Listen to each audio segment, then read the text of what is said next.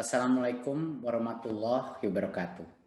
Salam sejahtera bagi kita semua. Om Swastiastu, Namo Buddhaya, salam kebajikan. Yang saya hormati Bapak Ibu yang hadir pada acara virtual hari ini. Semoga semua diberikan berkah keselamatan dan kesehatan. Peningkatan sistem evaluasi pendidikan adalah bagian dari kebijakan Merdeka Belajar yang didukung penuh oleh Presiden Jokowi dengan tujuan utama mendorong mutu pembelajaran dan hasil belajar para murid.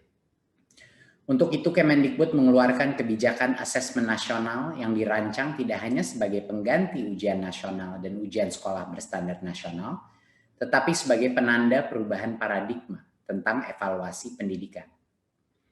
Perubahan mendasar asesmen nasional adalah tidak lagi mengevaluasi capaian murid secara individu, akan tetapi mengevaluasi dan memetakan sistem pendidikan berupa input, proses, dan hasil. Potret layanan dan kinerja setiap sekolah dari hasil asesmen nasional ini kemudian menjadi cermin untuk kita bersama-sama melakukan refleksi, mempercepat perbaikan mutu pendidikan Indonesia. Asesmen nasional terdiri dari 3 bagian, yaitu pertama, asesmen kompetensi minimum atau AKM. Kedua yaitu survei karakter, dan yang ketiga adalah survei lingkungan belajar. Asesmen kompetensi minimum atau AKM dirancang untuk mengukur capaian murid dari hasil belajar kognitif yaitu literasi dan numerasi. Kedua aspek kompetensi minimum ini menjadi syarat bagi murid untuk berkontribusi di dalam masyarakat, terlepas dari bidang kerja dan karir yang ingin mereka tekuni di masa depan. Fokus kepada kemampuan literasi dan numerasi tidak kemudian mengecilkan arti penting mata pelajaran, karena justru membantu murid mempelajari bidang ilmu lain, terutama untuk berpikir dan mencerna informasi dalam bentuk tertulis dan dalam bentuk angka atau secara kuantitatif. Jadinya kemampuan literasi dan numerasi adalah kemampuan yang akan berdampak kepada semua mata pelajaran yang diajarkan dan dipelajari oleh murid-murid kita. Bagian kedua adalah dari asesmen nasional adalah survei karakter yang dirancang untuk mengukur pencapaian murid dari hasil belajar sosial emosional berupa pilar karakter untuk mencetak profil pelajar Pancasila.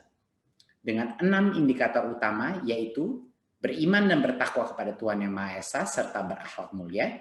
Kedua, kebinekaan global. Ketiga, kemandirian. Keempat, gotong royong. Kelima, bernalar kritis. Dan yang keenam, kreativitas.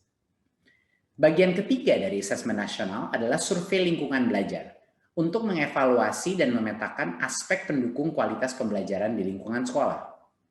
Asesmen nasional pada tahun 2021 dilakukan sebagai pemetaan dasar, baseline, dari kualitas pendidikan yang nyata di lapangan. Sehingga tidak ada konsekuensi bagi sekolah maupun murid. Kemendikbud juga akan membantu sekolah dan dinas pendidikan dengan cara menyediakan laporan hasil asesmen yang menjelaskan profil, kekuatan, dan area perbaikan di tiap sekolah dan daerah. Sehingga sangat penting dipahami, terutama oleh guru, kepala sekolah, murid, dan orang tua, bahwa asesmen nasional untuk 2021 tidak memerlukan persiapan-persiapan khusus maupun tambahan yang justru akan menjadi beban psikologis tersendiri. Tidak usah cemas, tidak perlu bimbel khusus untuk asesmen nasional. Untuk itu, mari kita semua bersama-sama mendukung pelaksanaan asesmen nasional mulai tahun 2021 sebagai bagian dari reformasi pendidikan Indonesia. Terima kasih dan salam Merdeka Belajar.